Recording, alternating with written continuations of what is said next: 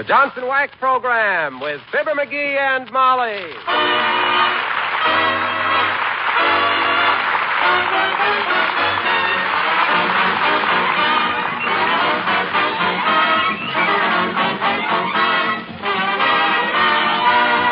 The makers of Johnson's Wax products for home and industry present Fibber, McGee, and Molly with Bill Thompson, Gail Gordon, Arthur Q. Bryan, Dee Benaderet, and me, Harlow Wilcox. The script is by Don Quinn and Phil Leslie. Music by the Kingsmen and Billy Mills Orchestra.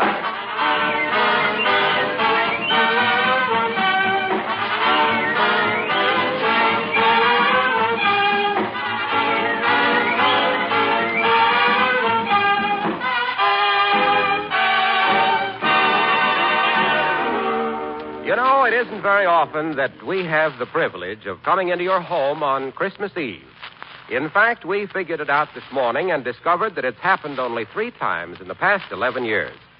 Well, that makes tonight a very special occasion for all of us on the show and for the makers of Johnson's Wax. So, on behalf of Fibber and Molly and all the rest of us, here's hoping you have a very happy holiday season.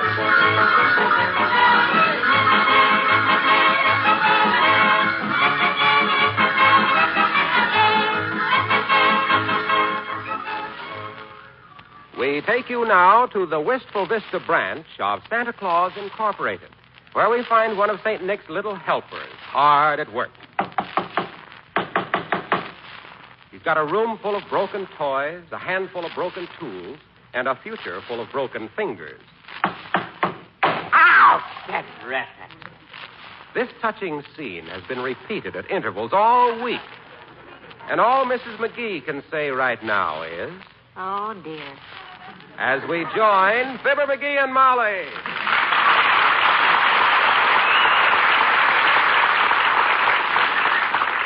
How's it coming, McGee? Got many more toys to fix? Many more to fix. My gosh, yes, about 150. Altogether? About 5 of them are all together. The other 145 are all apart.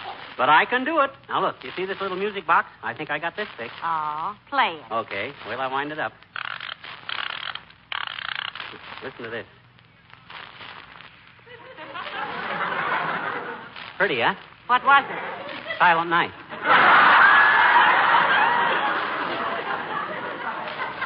Look, dearie, doesn't Mother's eager little beaver think his bright little teeth are bitten off more than they can chew this time? No, I got plenty of time. They don't have to be ready till the day before Christmas. I've got a TL for you, McGee. Huh? This is the day before Christmas. What? It is? Sure. Oh, my gosh, I got to get busy. Hand me that chisel and a handful of nails. Thanks. Now, let me see. What'll I work on next? How about this thirsty little coaster wagon with its tongue hanging out? It needs a new front wheel. I thought maybe if I took a wheel off of this tricycle and made a bicycle out of it, then took the frame off the bicycle and made a scooter out of it, I could use the saddle for this hobby horse, which would give me an extra pair of handlebars, which I could use for, what could I make out of handlebars? Well, I'll think of something. Hey, did you see how I fixed up this little toy carpet sweeper? No. Does it work? Oh, I'll say it works. Look. You push it forward, picks up the dirt. Amazing. Pull it backwards, it throws the dirt out again. That way, the kid can use the same dirt all day long. Don't have to keep running outdoors for fresh dirt. I think that's a very good idea. Come in. Well, for goodness sakes, Mr. Wimple. Hello, folks. Hi, Wimp, old man. You better not sit down any place unless you've been vaccinated against hacksaw blades. Well, I can't stay but only a... My gracious, look at all the toys. Aren't you ashamed, Mr. McGee? Yeah, what for? Opening all your presents before Christmas? Oh, those aren't his, Mr. Wimple. He's repairing them for children who might not otherwise get any. The school is in charge of distribution. Isn't that nice? Yes. You must be very handy with tools, Mr. McGee. You said it, boy. Why, when I was... Hey, what's that book you got under your arm there, Wimp? If that's zombie comics, can I borrow it when you get through? No, this is just my bird book, Mr. McGee. Your what, Mr. Wimple? My bird book. I've been out watching birds today. Oh. I saw a barn swallow, and I'm going to write a nasty letter to the book publishers. Wrong picture, Mr. Wimple? No, but they can't tell me a teensy-weensy little bird like that can swallow a barn. Oh, they don't really eat barns, Wimp. They just peck the grain out of the wood. Yeah. Jingle bell, jingle all the way. Well, anyway, I think I'm going to get my notes together and write my own bird book. Does Mrs. Wimple go with you on those bird-watching expeditions, Mr. Wimple? Oh, no. Sweetie Face. That's my big old wife. She doesn't. Oh, that reminds me, Mr. McGee. Have you got a shotgun I can borrow? Why, certainly he has, Mr. Wimple. But do bird lovers go hunting? Maybe not, Mrs. McGee. But this is for something I've been planning to do every Christmas for 10 years. Huh? I'm going to get up early in the morning and shoot Sweetie Face. What? No. Yes, I am. I'm going to get up early in the morning and shoot Sweetie Face a wild duck for Christmas dinner. Merry Christmas, folks.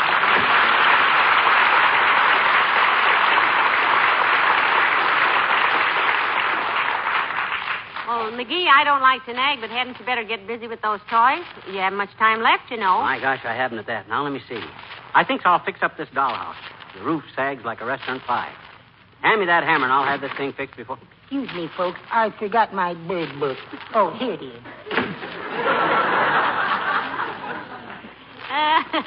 He'd forget his head if it wasn't fastened on. And with Sweetie Face around, I'm surprised it still is. Me too. Where's my hammer? I got to fix this dollhouse. Here, now, and be careful. You only have 7 good fingers left. Okay. I can take care of it. Oh, I had a little rabbit, and I wish I had her still. She was good for 18 carats, so I called her Diamond Lil. Oh, there wasn't no... Oh, dear. Look at that dollhouse. If I ever have any toys to be repaired, sweetheart, I hope I can remember to tear up your phone number. This is discouraging, you know what? All them little kids depending on me to fix these toys, and here it is almost time to have the... Come in. Oh, my goodness, Mrs. Carstairs. Do come in, Millicent. How do you do, my dear? Good day, Miss McGee. Hi, Carstairs. Don't trip over that kiddie car there. You're liable to wind up with your head through a drum. Good heavens, what a tremendous lot of toys. Yep. Did they belong to your father? His father? Why did you ask, Millicent? Well, I just thought that no child could cause that much destruction in one generation. These are not my toys, Millicent. And in the second place, I was not a destructive child. Why, I still got a little box camera I was given in 1913.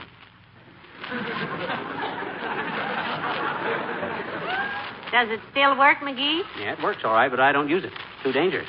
Dangerous? Yeah. Cuts everybody's head off. But, what, may I ask, are you doing with all these toys, Miss McGee? Well, the school collected them, Millicent, and McGee was to fix them up for the more unfortunate children. Oh, what a splendid idea. I find myself revising my opinion of you, Mr. McGee. This is a side of your character I had not suspected. Oh, you'd be surprised, Millicent. His character has more strange sides than a Calypso album.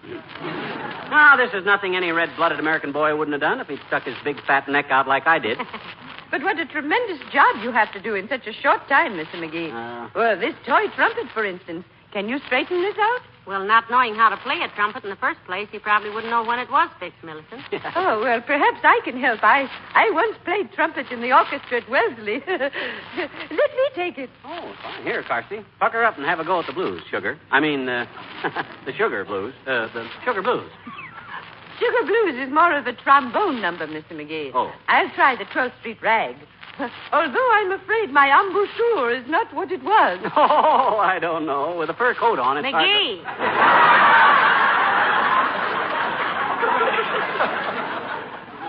Go ahead, Carsty. Very well.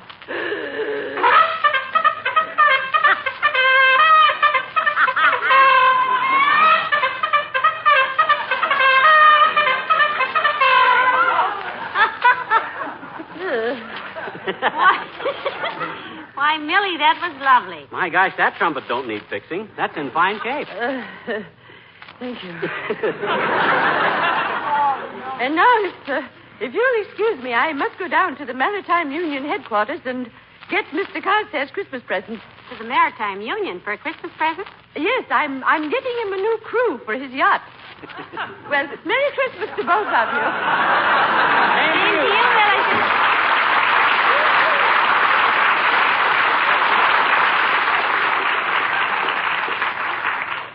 You know, dearie, she's right. The time is awfully short to do much about these toys. I know it. Maybe if I work fast, I'll... Oh, my tools are no good. You know, look at them. The chisel is nicked, the pliers are falling apart, and the hammer is looser in the head than I am. I got to get down to the hardware store quick and get some new tools. Where's my hat and coat? Where's that bait can I was hiding my money in? Well, now, if you can't remember where you hide your money, dearie, I'm sure Oh, I remember. It's right here behind the dictionary. Here it is. Well, I got to get going. Well, I'll see you later. Goodbye. Wait a minute. You didn't kiss me. Huh? Oh, goodbye. Ah, there goes the good kid. And who does he think he's fooling?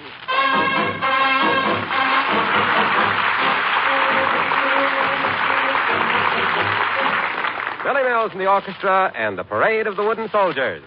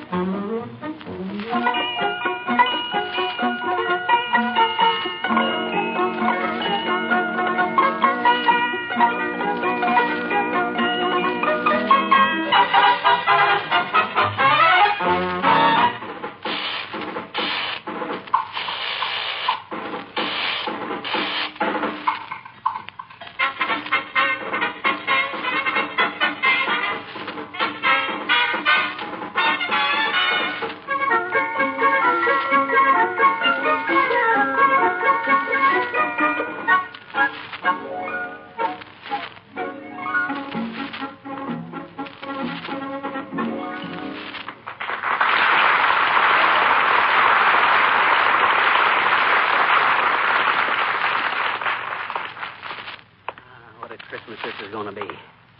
Fibber McGee, the dope of the ages. What a sap. What a husband. Somebody ought to put a Santa Claus suit on me and drop me down in a chimney of a blast furnace.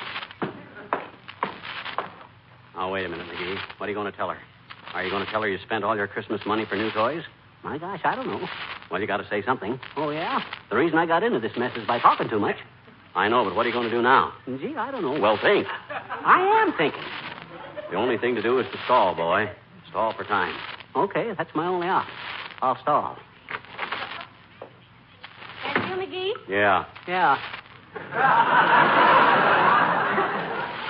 Was the hardware store open? Yeah, it was open. That's nice. There's some hot coffee on the stove if you want some. Thanks, kiddo. Well, why don't you ask me? Let's get it over with. Here's a Christmas card from Aunt Sarah. Oh, yeah, I'll bet there's postage due on it. That old dame is so tight she couldn't put on her hat without lifting herself off the floor. Well, you got her wrong this time, sweetheart. You know what?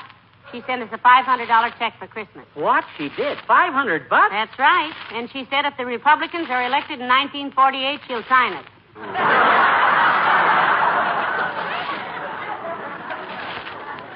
Well, come on, McGee. Why don't you tell her, you big ape? You yellow or something? Molly, I got something to tell you. All right, dearie. What is it? Well... Tell me later, McGee. Come in. Oh, for goodness sakes, it's the mayor, McGee. Hello, Your Honor. Good evening, Molly. Hello, McGee. Hi, LaTrivia, old man. Merry Christmas. And the same to both of you. McGee, I just dropped by to tell you how grateful the school commissioners are for this toy mending project you've undertaken. Oh, he loved doing it, Mr. Mayor. Just give himself here a handful of tools and he'll chisel all day long.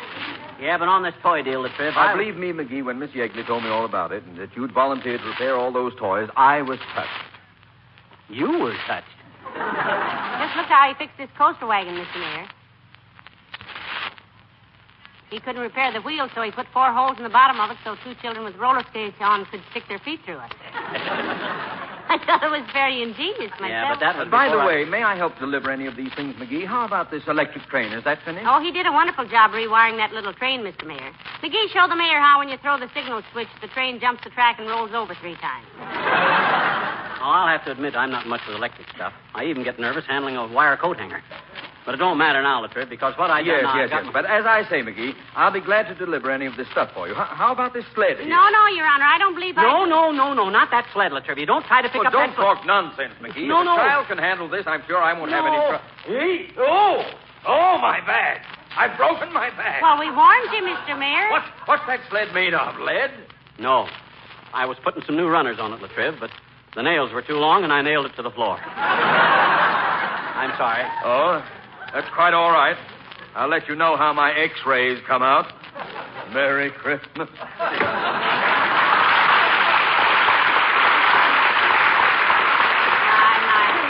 at the poor man walking up the street, McGee, all bent over, like he was looking for four-leaf clovers.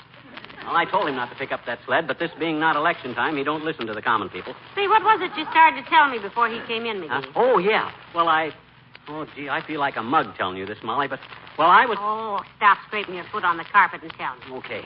Well, when I got downtown with my Christmas money... Merry Christmas, Molly. Happy New Year, pal. Hello, Mr. Wilcox. The same to you. Rushing the season a little with that New Year's stuff, aren't you, Junior? Well, I thought I'd throw that in early because I won't be seeing you next week. Oh, that's right. You won't, will you? Sitting here next Tuesday night listening to Fred Waring, we'll miss you, Mr. Wilcox. Thank you, Molly. Will you miss me too, pal? I don't trust myself to talk, Junior. The very thought of you not dropping in here next Tuesday just kind of overwhelms me. Yeah, if he starts turning handsprings, Mr. Wilcox, you'll know it's strictly from grease. I know what you mean. I think that's a great idea, though, bringing Fred Waring and that wonderful music of his back for a week. Yeah, me and Molly and the people in Racine thought it would be kind of a nice New Year's greeting to everyone if we asked Fred to take over the Johnson Wax program for next week. Mr. Waring and his Pennsylvanians will sort of express musically our New Year wish for our friends, Mr. Wilcox. Well, I'm going to love it. Tuesday nights, I don't get much chance to listen anyhow to a good musical. Oh, hey, look at all the toys. Say, I'll swap you a good jackknife for that musical top, pal. And I'll throw in a ball of kite string, too. No deal, Junior. This stuff isn't mine. I've been trying to fix it up for the kids around town. Without much success, I might add. You might indeed. Look at the dollhouse, Mr. Wilcox. He was fixing the roof on it and suddenly found his elbows in the basement.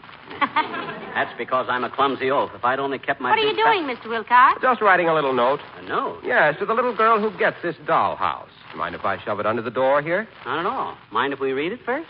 Not at all. Go ahead. Let's see. It says, to the little girl who gets this lovely dollhouse.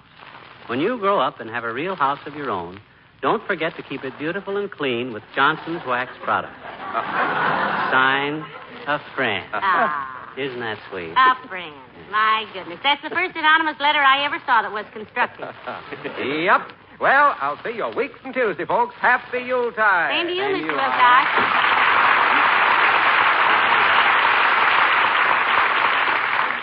Old Waxy never quits, does he? McGee, you started to tell me something, you know. Oh, yeah. I was trying to tell you what... I feel awful about this kiddo, but gee... Was it something about the toys, dearie? Yeah, it was, yeah. Now, look, when I took my Christmas money... This is like reading a continued story in a monthly magazine. Come in. Merry Christmas, my dear, and a cheery Yuletide greeting to you, too, Jingle Brain. Hello, Dr. Gamble. Nice to see you. Well, if it isn't the mortician's friend. Hi, Sulphur Huckster. What are you doing with all the toys, Beaver Bottom? Been hijacking Santa Claus? Well, he undertook to repair them for some children for Christmas, Doctor. You don't say. I'll have to tear up that article I was writing about him for the medical journal. Maybe he does have a heart. I paid you enough dough to listen to it, butcher boy. And what are you doing out on Christmas Eve? Not that your absence from the hospital is not a splendid gift for the sick. Business a little dull, Doctor? Yes, it is, rather. Ordinarily, I'm busy Christmas Eve pulling fat fathers out of fireplaces or treating them for burned noses. They never seem to learn that long white beards light up quicker than a cigarette. By the way, what are you two doing New Year's Eve? Going to spend a quiet evening right here in front of the fireplace, tonsil peeker. Cracking jokes and walnuts. Why? I have reservations at a nightclub if you'd care to join me. Well, thank you so much, Doctor, but we want to stay in that night and listen to Fred Waring. Fred Waring? Something special? Yeah, he's going to be on the air for Johnson's Wax next Tuesday night at the same time, Fatso. It's going to be a novelty for radio, Doctor, a singing program, a spoken commercial. That I shall have to hear. I'll tear up my reservations and join you, if I may. Pray do, Doctor. And bring your medicine bag.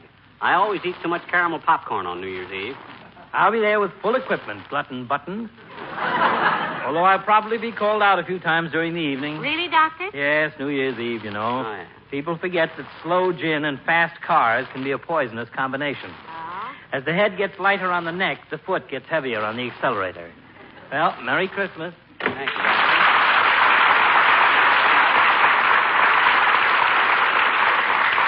Now that we got a minute alone, Molly, look. Remember when I grabbed that bait can with my dough in it and ran down to the hardware store? Yeah? Well, the fact is, Oh, this is going to make me look like an awful fool. Now, sweetheart, when you fumbled that installment wedding ring on my finger, I took it for better or for worse. Mostly it's been for the better, so you might as well average it up a little. Well, okay. Here's the situation. When I realized Say, maybe you better write me an inter-office memo, McGee. Yeah. Conversationally, we're not getting any place. Come in. Oh, well, Hi, Teeny. Hi, mister. Hi, Miss McGee. Teeny's the one who talked me into fixing all these toys, Molly. Yes, I know. Sis, I owe you an explanation. See, mister, you don't owe anybody anything, I bet you. Huh? I was just over to school and I saw all those toys. Oh, boy. Are they ever super, though? Just like new. Thanks ever so much, mister. Well, I got to spill this sometime, I guess. Sis, those toys are new. I bought them and had them sent over there. Oh? You mean you couldn't fix the old ones, mister? Couldn't you? Couldn't you? No, I couldn't. As a toy repairman, I'm about as handy as a turtle at a taffy pull. I flopped the assignment, sis. You did not, I bet you. You were wonderful. Miss Yegley was so happy she cried. She did? Hmm? I said she did? Did what? Cried. Who? Miss Yegley. I know her.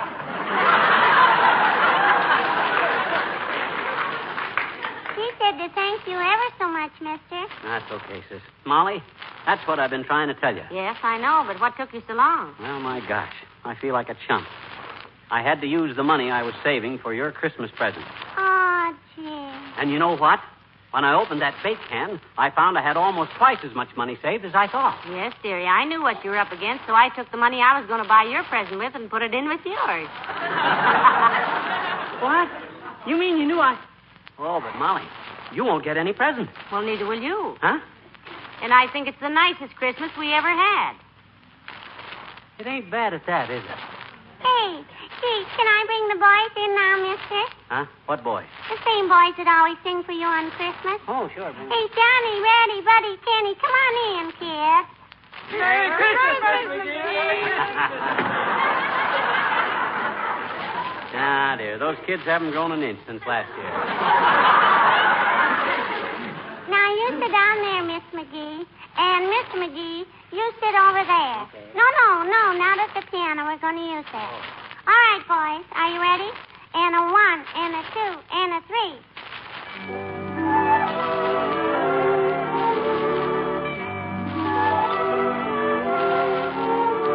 Was the night before Christmas and all through the house. Not a creature was stirring, not even a mouse. The stockings were hung by the chimney with care, in hopes that St. Nicholas soon would be there. Children were nestled all warm in their wee little beds, while visions of sugar plums danced in their wee little heads. Mama in her kerchief and I in my cap had just settled down for a long winter's night.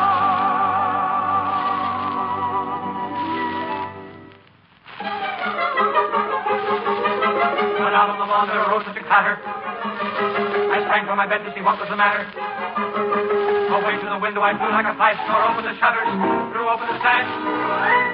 Then, what to my wondering, I should appear but a miniature sleigh and a tiny reindeer with a little old driver so lively and quick that I knew right away that it must be St. Nick. All bundled in fur from his head to his foot, old Santa was covered with ashes and soot. I drew in my head and was turning around when down the chimney he came with a bow.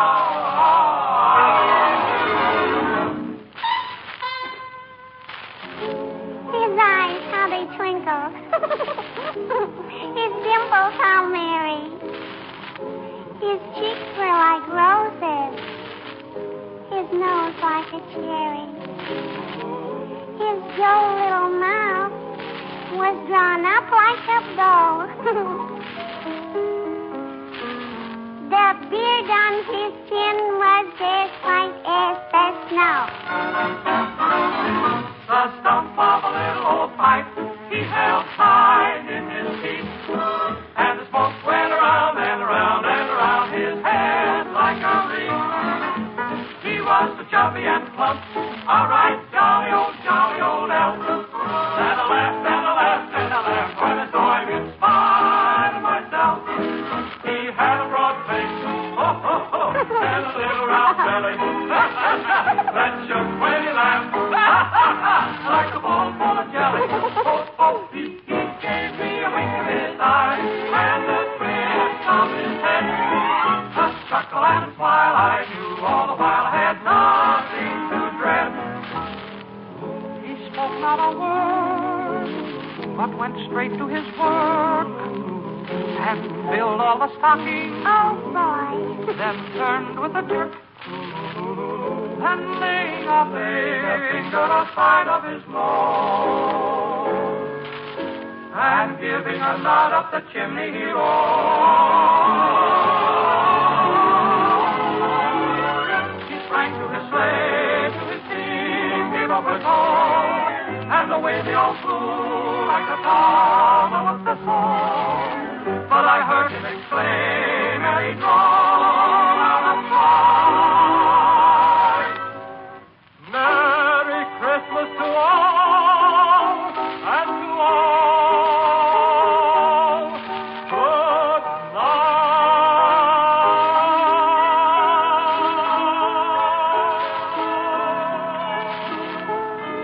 Oh, is he gone? Is the night after Christmas and all through the house.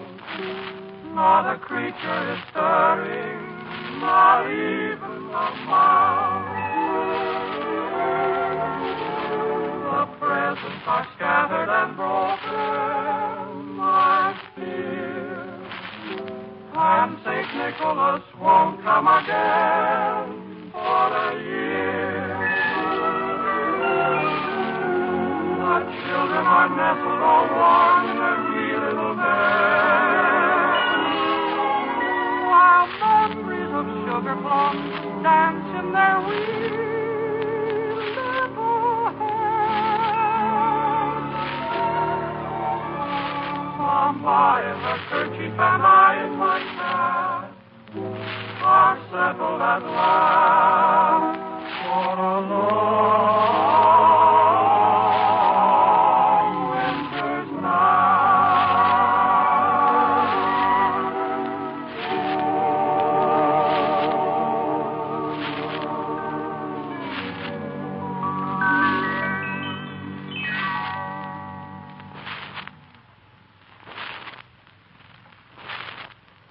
This is NBC, the National Broadcasting Company.